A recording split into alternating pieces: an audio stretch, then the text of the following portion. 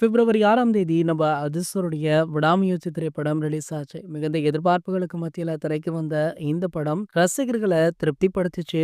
அவங்க விரும்பும் மாஸ் காட்சிகளுமே படத்துல அதிகமாக இல்ல அப்படின்னாலுமே, கதையுடைய நாயகனாக நம்ம அதிர்சன் நடித்தது அவங்களுக்கு ஒரு மிகப்பெரிய சந்தோஷத்த குடுத்தது. இதன் எதிரொலியாக விடாமுயற்சி படத்துடைய வசூலுமே பெரிய அளவுல இருந்தது. படம் ரிலீஸ் ஆகி கிட்டத்தட்ட 2 வாரங்களான நிலையிலுமே படம் பாத்தீங்கன்னா 300 கோடிகளுக்கு மேல வசூலாகி உள்ளதாக செய்திகளவே வெளியாகிருக்கு. இந்த வாரம் பாத்தீங்கன்னா தனுஷ் அவர்கள் இயக்கிய நிலவுக்கு என் மேல் என்னடி கோபம் அப்படின்ற படமும், பிரதீப் ரங்கநாதன் நடித்துள்ள டிராகன் ஆகிய திரைப்படமுமே ரிலீஸ் ஆகிருக்கு. இதனால விடாமுயற்சி படத்திற்கு பாதிப்பு வருமா அப்படின்னு ஒரு சில கேள்விகள் எழுந்த நிலையில இன்னமுமே பல திரையரங்குகள்ல இந்த திரைப்படம் ஹவுஸ்ஃபுல்லாக ஓடிக்கொண்டிருப்பதால விடாமுயற்சி திரைப்படத்திற்கு எந்த பாதிப்புமே வராது அப்படின்ற தகவல் தற்போது வெளியாகிறது. இந்த நிலையில பாத்தீங்கன்னா விடாமுயற்சி படத்துடைய ஓடிடி ரிலீஸ் பற்றிய ஒரு தகவல் சமூக வலைதளங்கள்ல வைரலுமே ஆகிட்டு இருக்கு. அதாவது இந்த திரைப்படம் அடுத்த மாதம் 20ஆம் தேதி அது போன்றுதான் ஓடிடில ரிலீஸ் ஆகும். அது வரைக்குமே திரையரங்குகள்ல ரசிகர்கள் கண்டு களிக்கலாம் அப்படின்னு